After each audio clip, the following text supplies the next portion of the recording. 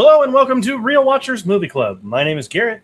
And I'm Kevin. And we are your hosts. Movie Club is the show. We pick a movie every week and discuss it just like a book club. On today's show, we are continuing our July month-long theme of looking at movies that are older than the 1940s. And our film this week is the 1939 monster film, Son of Frankenstein. Our thoughts and more are coming up on Movie Club.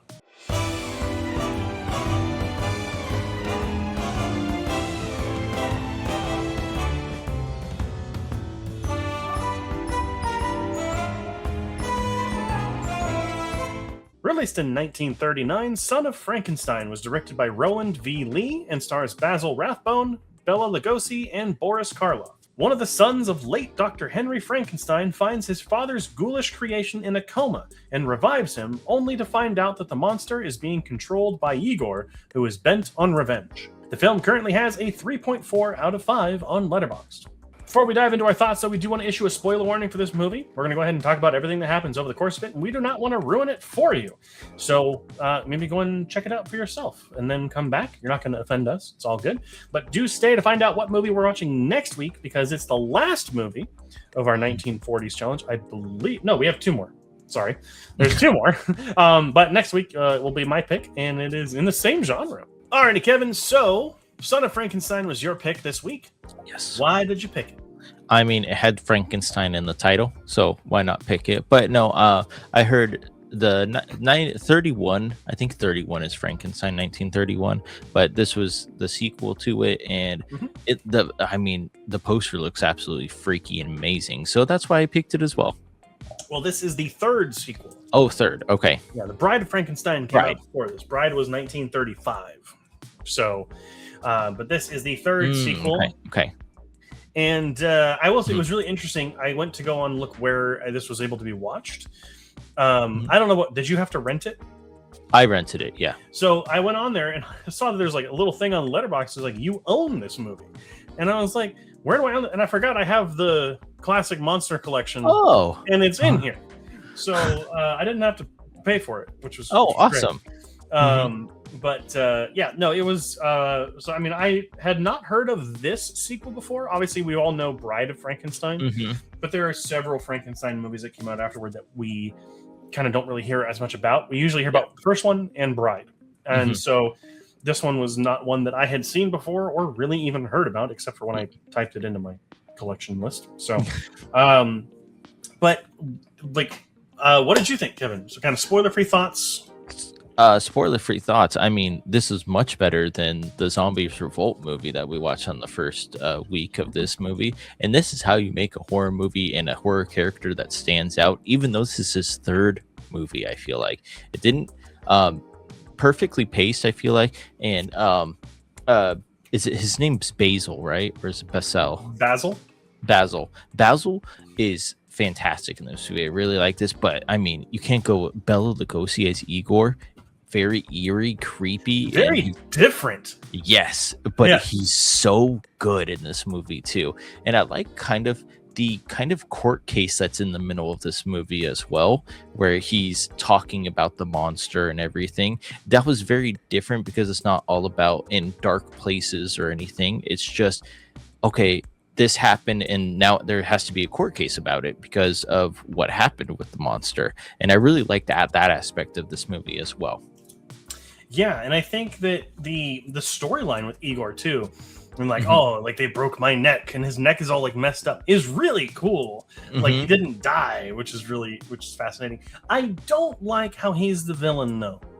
No, because he's never the villain in the first two. He's just hit the sidekick, and I feel like he wanted to make Wolf Frankenstein the bad guy, but he never turns into it because he wants to be the bad guy. It would have been different if he took Wolf under his wing as Igor and made him into another Frankenstein, because his last name is Frankenstein and that is who he is. But he kind of takes the reins for himself, and it was like, okay, that's cool, but I would have liked for him just to be the sidekick still. Yeah, and I do think that I would have liked maybe if they portrayed him more as like a manipulator, you know, like pulling the strings of everything. Yes. You know, like he wasn't like a genius, but he was smart in a different way than Frankenstein or Dr. Frankenstein was. I think that would have been cool, but they don't really. They just kind of make him the villain. But I would say it is kind of cool to see this Dr. Frankenstein is more like a hero. Like he's genuinely trying to do the right thing while also being scientifically curious, which is a really cool way of kind of going against the grain of what his father did. Yeah. But definitely interesting. I also do think what was really cool for me is I love the movie Young Frankenstein, which is I haven't Mel seen Brooks one. But you should watch it this week if you can, because you'll see where a lot of the inspiration for that movie came from. Because I had seen Young Frankenstein first, and there's a character played by Kenneth Mars who has this like mechanic wooden arm, and that was never in any Frankenstein movies that I had seen. So I was like, where did they get the idea for this character from? And it was the constable in this movie, which was fascinating. I was like, oh my god, that actually makes so much sense. And a lot of this movie actually feels very similar to Young Frankenstein. Because Young Frankenstein, he's like the grandson of Dr. Frankenstein, and he comes back. So it's very similar, but I would say that movie is way better. Is Gene Wilder's in that one, or is that the one I'm thinking of? Dude, him in Wolf Frankenstein, Dr. Frankenstein in this movie look so similar. I thought it was him, and I was like, no, that's too early in his career. Gene Wilder definitely has crazier hair. But face looks very similar. Yeah. Actually, the guy who played Frankenstein in this, Basil Rathbone, was known for playing Sherlock Holmes for a while. Okay. So, no, I definitely think this movie. It's interesting because there's parts of this that I like more than the original. Oh, okay. Specifically, the production design. Yes, this movie looks it's German expressionism kind of influenced. It looks like Cabinet of Dr. Caligari at points. Like the outside the main gate of the house looks just like a set from Caligari, and that art kind of direction looks fantastic here, and it makes it stand out from Bride of Frankenstein and the original Frankenstein. Yes. I really like that. The score is also really good in this movie as well. Really, like when they're first raising the monster out of the pit. The music is just phenomenal there. It's just, I don't know, this movie was a lot of fun when it wasn't boring. It's there like how we have kills or action movies nowadays where it's like, let's do this scene and then fill the space in between. That's what this movie feels like a little bit for me as well, is we have such cool concepts with the monster, but what do we do in between? Is kind of the gist that I got from it. There's a lot of dialogue with like the constable and kind of just between Frankenstein and his wife, and either with Igor or whatever. It's just not the most engaging. For sure. And I think a lot of the budget went to like the stuff with the monster, which I think at this point was the most we'd seen of the monster in any movie. Which clearly that's where the budget went. This was also, I believe, Karloff's last movie as Frankenstein. Which I'm seeing his image right because I have my Letterboxd review pulled up, and I'm seeing the image of him, and his eyelids are just bugging me because they look super long. Anyhow, that was a sidetrack. But I think the production of this movie looks way better. The story is cool, but it's the least interesting part of it. Yeah, and it's maybe because I feel like it's different because of the way it went, as Dr. Frankenstein being the hero and not the mad doctor that we all know and love him for. And again, it's a cool concept, but for me, I'm like, it would be awesome if he wasn't a hero per se in this movie. If he did take up, oh, my dad did this and I'm really good at it, I should be Dr. Frankenstein and stuff. But I think I'm gonna harp on it more, but I mean, Igor in this movie is the scariest thing, even though the monster's a part of him. Igor, the way he is and the way he talks about everything just makes him such a, he felt like the main character instead of Dr. Frankenstein. I definitely think that he's there a lot, and I think that because it's Lugosi, but I do think that Rathbone is more prominent from what I remember. Like I remember him more vividly being like the center of attention. Gotcha. Yeah. Okay. Yeah. I mean, I think maybe Bela Lugosi stole the show a little bit with Igor. Sure. Sure. I mean, I would say all three of them are good. Karloff, Lugosi, and Rathbone were all great. I would say the supporting cast is where it also kind of gets let down a little bit. Like, the constable is fine, but like his wife is kind of annoying. The kid, oh my god. Oh, you must have loved that kid. I saw that kid run in. I was like, oh, he's gonna love favorite this. child actor in any movie ever. Not the worst child actor I've ever seen, but like just like for some reason, like the pitch or the tone of his voice just grated on my ears. Loud. That just pissed me off. But anyhow, but yeah, I think like it's just fine. Another way that I would sum up this movie is better than I was expecting, but not as great as the others. Yeah, it's a good threequel. That's not what it's called. Is it called a three? Oh, it is. Okay, a threequel. Like, this is a good like 1, 2, 3 movie. I feel like it kind of tapers down in like it's still a Frankenstein movie, but it takes a different approach, but it still has its roots as being Frankenstein. And it's really good. It's a 1, 2, 3 punch pretty much that you can't go wrong with, especially for before 1940s. I mean, you can't go wrong with it. Yeah, it's some of that classic horror.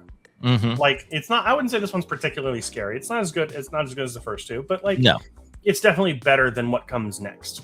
And so I did enjoy this.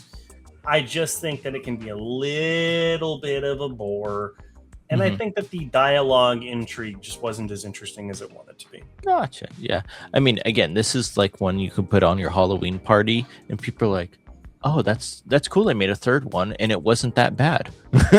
Yeah, I'd still put on the first one, or like Bride of Frankenstein, which I think is better, right? Or it's like the 3 movies we were talking about. It's okay, you watch Frankenstein. Okay, you watch Bride of Frankenstein, and then you go Son of Frankenstein, and you kind of put it on. You're like, okay, that was good, but it wasn't good as the first 2, like we were saying. Yeah, but and then the next one, and then you're like, you're like, oh yeah, oh okay. Who knows? Maybe there could be something. There could be a little. There could be a gem. There could be a gem. There could be. Don't know yet. Alrighty, Kevin. So this was your pick this week. Why don't you go ahead and take it away? Your final thoughts and score. Yeah, final thoughts and score are doesn't hold up to the first 2 movies, but it's still a really fun watch with a different storyline and a hero in this movie that was very unexpected a little bit for me, because I wanted him to turn into Dr. Frankenstein again. But again, Igor, absolutely fantastic. Bela Lugosi just does the job in this one, being as creepy as he is. The monster is Frankenstein. Frankenstein's always amazing. And I did like I said, the court scene in this movie, which is different from the other movies about explaining the consequences of what happened. But still, we talked about the cinematography. Totally forgot to talk about that, but it looked so much better than the first 2, because maybe it had a bigger budget, or maybe they know how to use cameras a little bit better back in 39 instead of 31. But still, everything to that point, still really good movie. Really enjoyed it. I get it a 78 out of 100, which accumulates to 4.5 stars out of 5. All right. Wait, what was your score? Oh, 3.5 stars. Sorry, not 4.5. 3.5 stars. My apologies. There you go. I was like, wait a minute, that doesn't make any sense. For me, I think this movie was far better than I was expecting it to be, but not as good as I would have maybe wanted it to be. I do think that it is a suitable third movie in the series. I do think that it is really well designed. The sets and the props and everything look fantastic. I do think that the music is really good as well, and the performances are a lot of fun, particularly from the main 3. I do think the movie does get a little boring in the midsection. It gets very saggy under its own weight. But I do think that like Igor's kind of villain twist in this movie could have been adapted a little bit differently, make him more of like a manipulator, and there could have been some more fun played with that. But for a 1939 movie, I really can't complain a whole much. It's good, just not as great as the others so far, but probably a lot better than the ones we're going to see later in the franchise. So I give it a 72 out of 100, which equates to a 3.5 stars out of 5 on Letterboxd. But that's going to bring us to the end of this episode. What do you think of Son of Frankenstein? Make sure to go ahead and leave those comments down in the comment section down below, and remember to be respectful of one another, because it's really not that hard. But next week we're continuing our July month-long theme, actually concluding our July. No, we are continuing. Oh my gosh, I'm all over the place. We're continuing our July month-long theme and looking at a 1928 horror classic, The Man Who Laughs, which is actually the inspiration for the Joker, which is really fascinating. But make sure to watch it before next week so you aren't spoiled. Thanks so much for watching. Make sure to like, comment, subscribe, all those wonderful things. We do have our live stream every single Wednesday at 7 p.m. Pacific Standard Time, and this video series comes out every single Friday at 4 a.m. Pacific Standard Time. So thank you so much for watching. And, excuse me. And until next time, make sure to keep those eyes on the screen.